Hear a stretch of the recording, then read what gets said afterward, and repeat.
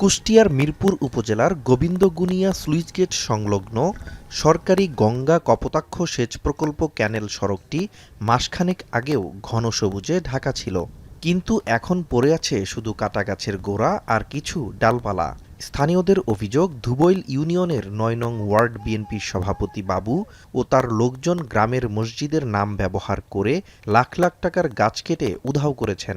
রাস্তার পাশ দিয়ে সম্পূর্ণ গাছগুলো তারা এরকমভাবে কেটে নিয়ে চলে গেল। কাটছে গ্রামের নেতারা, যারা নেতা তারা এগুলা জিকে টিকে হাসে অনুমতি নিয়ে মসজিদের নামে লাগায়নি, এগুলা মসজিদের জন্যই যায়। এটার বিচার হোক, এটা মসজিদের জিনিস, গোরস্থান মসজিদের জিনিস, এটা আমরা বিচার চাই। জি, এটা তারা কেটে নিচ্ছে, আমাদের সামনেই কেটে নিচ্ছে, কিন্তু আমরা কিছু বলতে পারছি না। এদিকে গাছ কাটায় যেই মসজিদের নাম ব্যবহার করা হয়েছে সেটির সভাপতি জানালেন, মসজিদের নামে কেউ গাছ কাটার অনুমতি নেয়নি, এটি পুরোপুরি অবৈধ কাজ। মসজিদ কর্তৃপক্ষ নিজেরাই গাছ কাটার বিরুদ্ধে বলেও জানান তিনি। মসজিদ কমিটি এই গাছ কাটার বিষয়ে তারা মসজিদ কমিটিকে বলে নাই, মসজিদ কমিটিও এই বিষয়ে জানে না। তারা নিজেদের ইচ্ছামতো তারা কাটছে, আমরা দেখতে যাইনি কারা কাটছে। গাছগুলো কাটার কথা স্বীকার করে অভিযুক্ত বিএনপি নেতা বাবু জানান, মসজিদের উন্নয়ন ও লাশঘর নির্মাণের জন্যই গাছ কেটেছেন তিনি।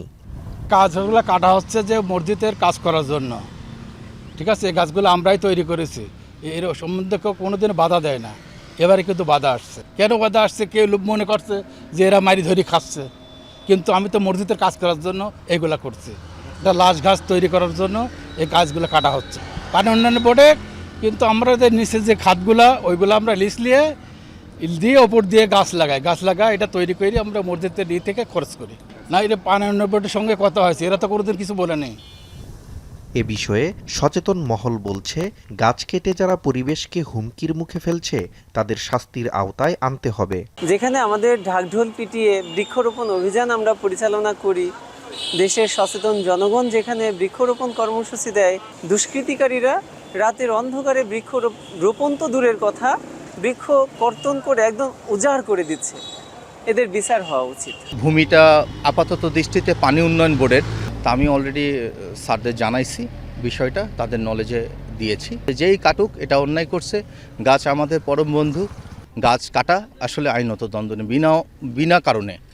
এদিকে গেল ১ মাস ধরে পানি উন্নয়ন বোর্ডের মালিকানাধীন জায়গার এসব গাছ কাটা হলেও কিছুই জানেন না তারা। আপনার মাধ্যমে আমরা জানতে পারলাম যে গোবিন্দবুনিয়ায় সম্প্রতি সময় কিছু গাছপালা কাটা হয়েছে। তো আপনারা জানেন যে আমাদের বন বিভাগ কর্তৃক আমাদের গাছপালা রোপণ করা হয়।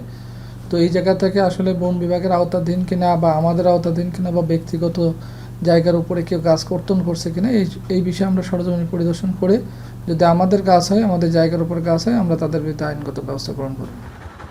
গাছ কেটে পরিবেশের যেমন ক্ষতি হয়েছে, তেমনি ক্ষতি হয়েছে সরকারের সম্পদেরও। প্রশাসন এবার কী ব্যবস্থা নেবে সেটাই দেখার বিষয়। এখন কুষ্টিয়া।